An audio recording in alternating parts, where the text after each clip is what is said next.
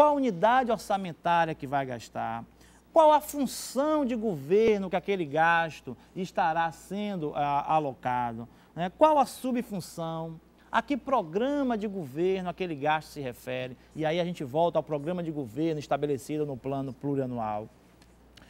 E que projeto e atividade. Então, os projetos e atividades constantes na lei orçamentária anual nada mais são do que as ações que foram estabelecidas para os programas de governo do plano plurianual. Então, os projetos e atividades da LOA, da Lei Orçamentária Anual, são oriundos das ações estabelecidas no plano plurianual.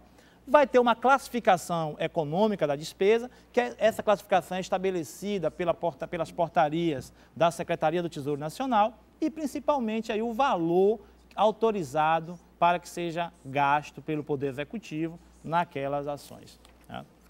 Então, integrando aí esse instrumento de planejamento, a gente pode fazer aqui uma revisão com os alunos de que a demanda nasce da sociedade, então o interesse público deve ser preservado.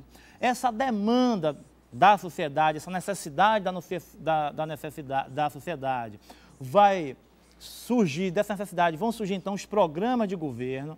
Esses programas de governo serão estabelecidos no plano plurianual, que daí vão ter lei de diretrizes orçamentárias priorizando e vai estar constituindo, vão estar formando os orçamentos. E qual o papel do controle interno sobre todo esse processo? Aí nós vamos buscar na resolução 1120, estabelecida pelo Tribunal de Contas dos municípios, que dentre as 17 diretrizes, dentre as 17 áreas que o controle interno deve atuar, destaca-se a gestão governamental. E lá na gestão governamental, o Tribunal de Contas dos municípios estabeleceu que o controle interno deverá verificar o cumprimento das metas previstas no plano plurianual, deverá verificar se os programas e as ações previstas no PPA constam na LOA e na LDO.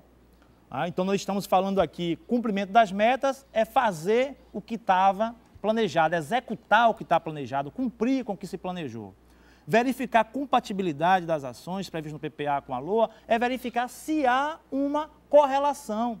Não dá para colocar no plano plurianual, construir um estádio, por exemplo, chegar na LOA e ter os recursos e não alocar essa construção. Ou melhor, não dá para colocar na LOA a construção de um estádio e no plano plurianual não ter referência a essa construção, né? E aí eu chamo a atenção até dos controladores, né, de que deve ser observado na lei orçamentária anual a inclusão de ações que ultrapassem mais de um exercício financeiro, porque a inclusão de ações, a inclusão de investimentos, de projetos que ultrapassem mais de um exercício financeiro sem previsão no plano plurianual é crime de responsabilidade. Então, se esse investimento ele ultrapassar mais de um exercício financeiro, obrigatoriamente ele tem que estar estabelecido, tem que estar previsto no plano plurianual. Ainda sobre a resolução 1120, compete também ao controle interno, no âmbito do planejamento da gestão governamental, analisar sobre o aspecto da economicidade, o nível de execução das metas, o alcance dos objetivos e a adequação do seu gerenciamento. Avaliar a gestão do administrador, visando comprovar a legalidade, a legitimidade, a eficácia dos programas, projetos executados ou em execução. Daí, eu pediria aos alunos que estão com material impresso, com a apostila que foi por nós elaborada, que pudesse ir à página 13, para a gente poder materializar como o controle interno poderá atuar. Quem não teve a oportunidade de ter a apostila impressa, essa apostila está disponível no site do curso de controle interno e poderá ser a qualquer momento baixada de lá do site e vocês terão então, quem não está com a apostila na mão, não está alguém do lado aí que tenha, pode ficar em grupo, mas quem não tiver acesso, posteriormente a aula poderá obter essa apostila lá no site. Então deverá o quê? Estruturar um grupo de trabalho, definir uma agenda de atividades, e nós colocamos o modelo aí proposto de agenda de atividades, planejar a execução dos trabalhos, solicitar informações. Então o controle interno deve ter em suas mãos cópia do plano plurianual, cópia da LDO, cópia da lei do orçamento, o demonstrativo de receita e despesa mensal para verificar, para acompanhar se o que está planejado está sendo executado. E tem que aplicar papéis de trabalho, tem que ser construído papéis de trabalho, e nós colocamos aí propostas, projetos, modelos, né, de papéis de trabalho, de itens que deverão ser verificados na elaboração e na execução da LDO, na execução da LOA e na execução do próprio plano plurianual. Deverá estabelecer rotinas de informações a serem remetidas periodicamente pelos órgãos, pelas secretarias, pelas unidades orçamentárias responsáveis pela execução dos programas de governo, responsáveis pelas ações, execução das ações de governo, quais são as metas que estão sendo alcançadas, o que está sendo realizado, para que possa compatibilizar. Então, na sequência do material que foi disponibilizado aos senhores, que foi disponibilizado aos alunos, tem uma agenda de atividades, como eu falei, uma proposição de atividades. Tem também um modelo de planejamento, onde o controlador, o chefe da controladoria, deverá estabelecer quais são os objetivos daquele trabalho, quais são os órgãos que estarão envolvidos naquele trabalho, como fazer, como será feito aquele trabalho. Nós colocamos aí 5 passos, né, que servirão de orientação, de diretriz para os senhores. Os possíveis resultados esperados com esse trabalho de análise da controladoria. Tá? Quem são os agentes, ou seja, quem são os servidores da controladoria que vão executar esse trabalho de análise, de verificação dos instrumentos de planejamento. Quais são os recursos materiais necessários, ou seja, que os agentes do controle interno deverá ter disponível, computadores, acesso à internet, material de expediente, para poder concretizar, né, a sua função pública de agente de controle interno. E, principalmente, um cronograma de atividades. Então, passo a passo, o que o controle interno for executar, o que os agentes de controle interno for executar, tem que estar devidamente estabelecido nesse cronograma. Daí é a aplicação do programa de trabalho. E aí nós propomos programa de trabalho para o plano plurianual, para a LDO e para a lei orçamentária anual. No plano plurianual, deverá ser verificado a elaboração e a execução. A mesma coisa na LDO e a mesma coisa na lei orçamentária anual. Então, com isso, nós encerramos aqui, eu encerro a minha aula expositiva.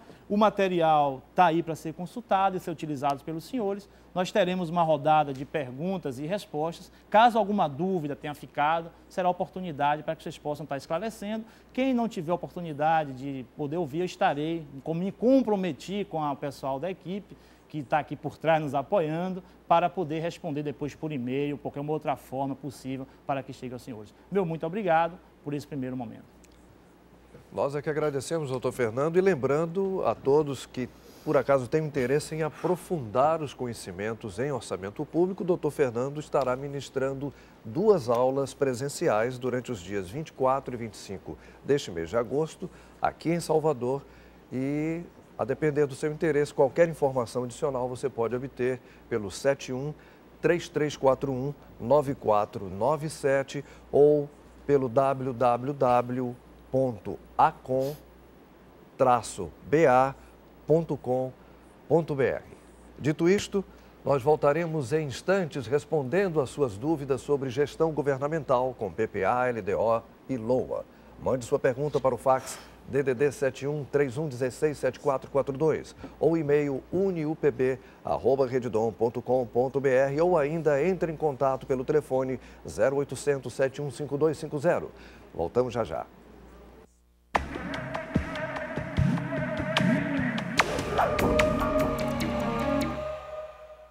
Comunicado do Tribunal de Contas dos Municípios sobre o Sistema de Cadastramento de Obras, SICOB. A resolução número 1123/05 do Tribunal de Contas dos Municípios dispõe sobre a obrigatoriedade da remessa por meio eletrônico pelos órgãos e entidades da administração direta e indireta municipal de informações referentes a obras e serviços de engenharia efetuados no município, aí se incluindo os respectivos processos licitatórios. O encaminhamento dos dados, que deverá observar as formas e prazos indicados no artigo 2º da referida resolução, será efetivado através da internet, bastando para tanto acessar o endereço do Tribunal www.tcm.ba.gov.br e clicar na opção Cadastramento de Obras. O encaminhamento dos dados de obras e serviços de engenharia deve ser através do sistema denominado Sicob, disponível no site do Tribunal de Contas dos Municípios, que na qualidade de ferramenta que auxilia a transparência e concorre para gestões municipais responsáveis, obteve aceitação geral. No mês de janeiro deste exercício, das 1.008 entidades ativas, cerca de 60%